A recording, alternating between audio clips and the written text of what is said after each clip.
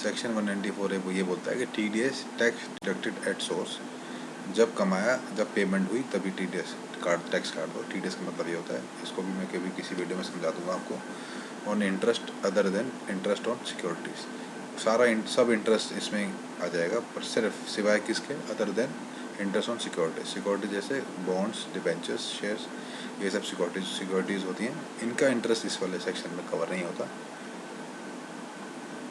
तो what is section 194A? Section 194A deals with deduction of TDS on interest other than interest on securities. Like कौन सा interest आएगा? Interest by bank on FD, interest on loans and advances other than bank, public deposit. ये यहाँ पे financing company, housing financing company होती है ना, जो सिर्फ जिनका लोन देना होता है हाउसिंग के लिए, रेजिडेंशियल कॉम्प्लेक्स जैसे इंडिया बुल्स और DFHL, दीवान हाउसिंग, ये सब जो है ये कंपनीज जो हैं ये इसमें कवर होती है। Interest on loan and advances, इस पे जो इंटरेस्ट जो अपने जिनसे इन्होंने पैसा लिया है पब्लिक से, पब्लिक डिपॉजिट लिया है, उनको जब ब्याज देती हैं तो उसमें ये वाला सेक्शन लगता है। जब वो ये ब्याज देती हैं ना जब, तो ये TDS काट लेती हैं।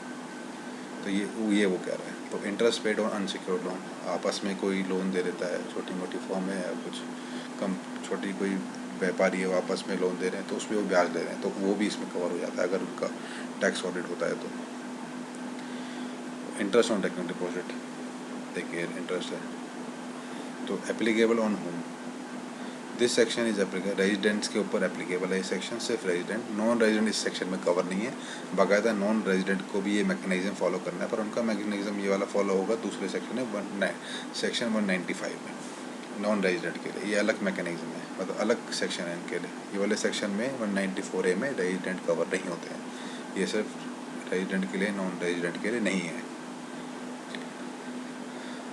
When does TDS under section 194A need to be deducted?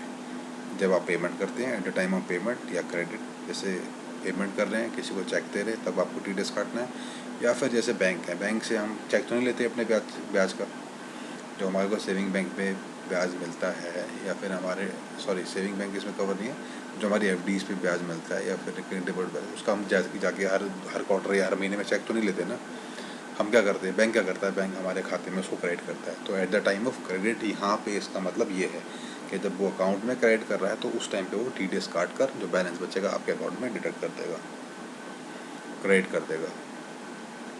वो विल डिडक्ट, कौन डिडक्ट करता है? पेयर डिडक्ट करता है। पेयर कौन होता है? पेयर कोई भी हो सकता है, any person can be a pair, जो भी ब्याज पे कर रहा है वो पेयर होगा, और वो at the time of payment और credit in the account of the resident, उस टाइम पर वो TDS डिडक्ट करेगा। Payer means any person other than individual, any person other than individual and HUF और इंडिविजुअल एक स्पेशल केस में deduct करते हैं TDS, वो मैंने नीचे दिया है। इफ़ इंडिविजुअल और HUF are liable to get its books of account audited, अगर उनकी बुक्स ऑफ अकाउंट का टैक्स ऑडिट होता है तो उनके ऊपर लायबिलिटी आ जाती है TDS काटने की इंटरेस्ट पेमेंट के ऊपर। अगर वो किसी को इंटरेस्ट पे कर रहे हैं तो उनकी लायबिलिटी आ जाती है अगर उनका टैक्स ऑडिट है तो। When does TDS under section 194 need to be deducted? कब हम TDS काटेंगे, मतलब कौन सी कंडीशंस में हम TDS काटना है? तो पेयर डिडक्ट करेगा TDS if the amount of such interest paid और क्रेडिट, मतलब या तो पे करा या क्रेडिट करा या लाइकली या होने वाला है पेमेंट साल में या क्रेडिट होने वाला उस फाइनेंशियल ईयर में, अगर उसकी लिमिट 40,000 से एक्सीड करती है, तो अगर 40,000 से ज़्यादा का ब्याज आप किसी को देते हैं तो उसके ऊपर पूरे अमाउंट पे TDS कटे। जैसे आपने किसी को 45,000 का ब्याज दिया तो सिर्फ 5,000 पे TDS नहीं कटेगा, पूरे 45,000 पे 10% के रेट से TDS कट जाएगा। यानी कि आपका 4500 रुपये बैंक रख लेगा, TDS जमा करा देगा सरकार को आपके पैन अकाउंट नंबर पर, जिसका आप जिसका आप ITR भरने के बाद या तो उसको एडजस्ट करेंगे अपने टैक्स लायबिलिटी में, उसका रिफंड क्लेम करेंगे। दोनों में से कोई भी बात बन सकती है, वो डिपेंड करता है आपकी टोटल इनकम कितनी है। तो 40,000 एक्सीड करेगा तो आपका TDS कटना है, अदर देन सीनियर सिटीजन के केस में है 40,000। और पेयर कौन है? बैंक है इसमें। पेयर जब होगा बैंकिंग कंपनी होगी या बैंक होगा, कोऑपरेटिव सोसाइटी, पोस्ट ऑफिस की कुछ ही ऐसी मतलब स्कीम्स हैं जिन पे आप कोई डिपॉजिट करवाते हैं बैंक पे, उन पे TDS काटना है, सारी पे नहीं, वो सेंट्रल गवर्नमेंट नोटिफाई करी हुई है। वो आप पोस्ट ऑफिस की वेबसाइट से पोस्ट ऑफिस संपर्क कर सकते हैं कि आपकी कौन सी ऐसी इन्वेस्टमेंट्स हैं जिस पे आप TDS काटेंगे। वो बैंक आपको बताता है कि नोटिफाइड लिस्ट कौन सी है उसके पास। और फिर इन एनी अदर केस 50,000, अगर वो बैंक नहीं है, कोऑपरेटिव नहीं है, पोस्ट ऑफिस नहीं है, कोई कंपनी वाला केस था जो, वो यहाँ पे कवर होगा। एनी अदर केस में जहाँ पे भी कंपनी 5,000 या हम आपस में जो लोन लेते हैं अनसिक्योर्ड लोन, वहाँ पे 5 हम ब्याज दे रहे हैं, तो उस पर 5,000 से ऊपर के बाद आपको TDS काटना है।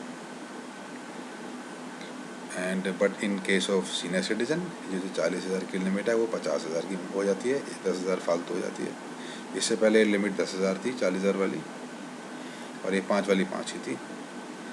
तो सीनियर सिटीजन की ये लिमिट इन्होंने 50,000 रखी है।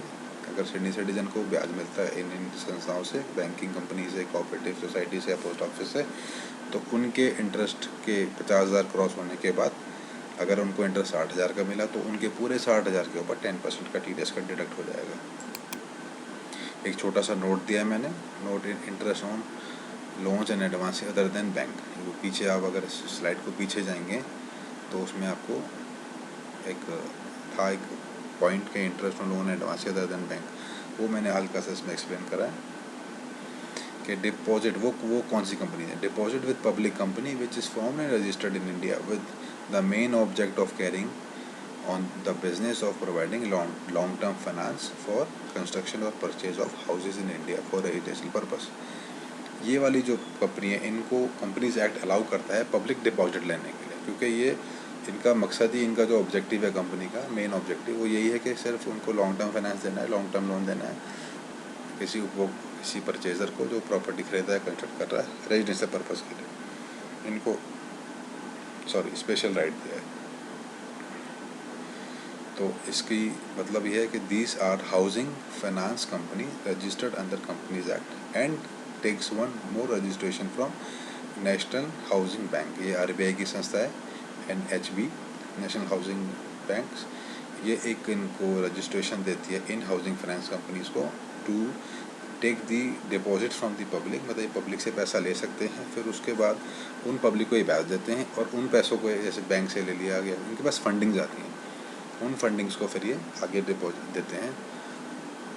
जैसे हम लोन लेने जा रहे हैं इंडिया बुल से, तो इंडिया बुल एक हाउसिंग फाइनेंस कंपनी है, तो वो हमको हाउस पे लोन देगी, और फिर वो अपने जिनसे उन्होंने पैसा लिया उनको वो इंटरेस्ट देगी। जब इंटरेस्ट देगी तो 5,000 से लिमिट एक्सीड होती है, वो उसके प्यास उसको TDS काट के देगी।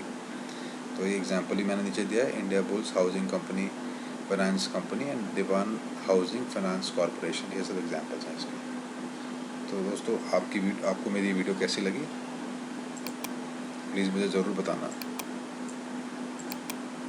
आज का टॉपिक सिर्फ यही था कि इंटरेस्ट के बारे में आपको बताना चाह रहा था, और इस इंटरेस्ट को हम बचा भी सकते हैं, मतलब इस इंटरेस्ट को हम TDS से डिडक्ट होने से बचा सकते हैं इनफैक्ट। और उसके लिए कुछ फॉर्म्स दिए जाते हैं, फॉर्म G और H। उसके लिए मैं एक अलग से सेपरेट वीडियो बनाऊँगा। उसमें फॉर्म G और H पे एक अमेंडमेंट भी आई है छोटी सी, डिविडेंड की इनकम को लेकर, वो मैं आपको एक अलग से वीडियो बना के इसको मैं डिस्कस करूँगा। So friends, please watch my videos which I am uploading, और ज़्यादा से ज़्यादा शेयर करो, सब्सक्राइब